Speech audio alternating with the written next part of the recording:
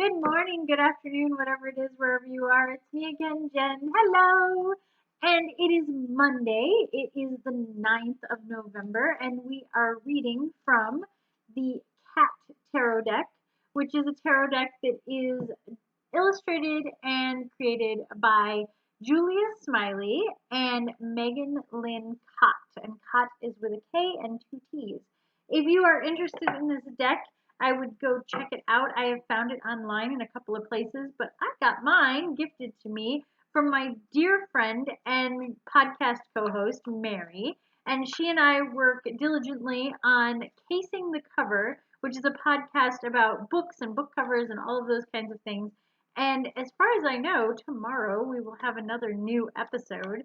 But back to today, it is a Monday, so let's see what we're starting our week with the Cat Tarot. Well, that's a good start to the week. And also, this looks so much like one of my cats. This is the Emperor. He is the fourth card on the Cat Tarot Major Arcana, which is pretty typical for the Major Arcana for the Emperor to be number 4. And this poor Emperor doesn't have a crown as much as he has a collar. He's wearing a cone of shame on this poor cat. He looks very much like one of my little darlings, but his attitude is all there too, I can tell. Maybe it's just a big fluffy white cat thing that they all look like kings and think that they are. I don't know. But either way, this one definitely looks like an emperor, although I'm a little concerned about the idea of the emperor having the cone of shame. More typically, the emperor is depicted as, of course, a male figure seated on a throne, and he's often wearing a crown, and he looks very regal. This cat still manages to look regal even with the cone of shame. Either way, the emperor typically means authority and kind of fortitude and all of those kinds of things. When the Emperor card is inverted, which interestingly enough, it did come up inverted as I flipped it, it is kind of the excess of authority. It's putting too much emphasis on control and command of people or places or things, as the case may be, and kind of being too rigid. So maybe that's what the cone of shame is supposed to represent, is being a little too rigid about things and having to obey the rules and being forced to obey them.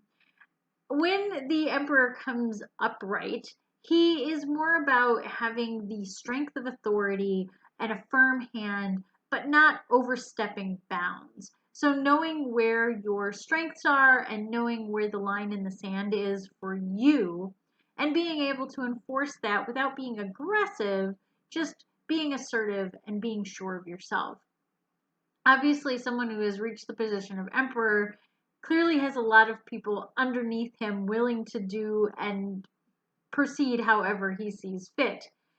Obviously, also, that can mean that as the authority figure, he can kind of exude too much force. So, one of the messages in the Emperor card is to be aware of where those boundaries are and not overstep them, because you are in a position where you could very easily step over the line and be more aggressive and authoritative rather than, just knowing where the lines are and being assertive and knowing this is the way things have got to go.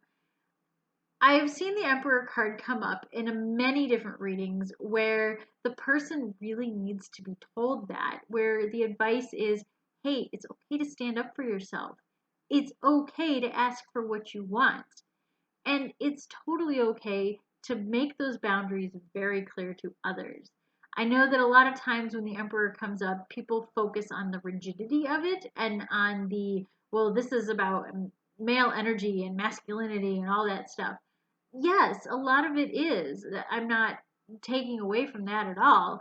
But the other thing that it leans heavily on is knowing your boundaries and knowing that you are allowed to speak openly about where your boundaries are. Male or female energy, doesn't matter which it is. And sometimes it is also about that masculine energy and telling the person, hey, where is the masculine energy in your life coming from? And is it coming from a place of authority and caring and that kind of space? Or is the male figure one who's too rigid, maybe even to the point of abusive, and you need to really start to draw a line with this person and distance yourself a little bit? So I see this very much as my darling cat, who is my big white fluffy monster. And he is very sweet and he is very lovely. And then he will turn around and bite you if he feels like you have crossed a boundary. So maybe be a little bit like my darling and know that it is okay to bite if people cross that boundary with you. Otherwise, it is very much a card of authority and authority figures. So I don't know. I'm still kind of not sure about the whole cone of shame thing on this card, but he does look very regal, and I will give it that he does look like a very emperor kind of cat. But I don't know about that cone of shame. I'm just not feeling it with the cone of shame.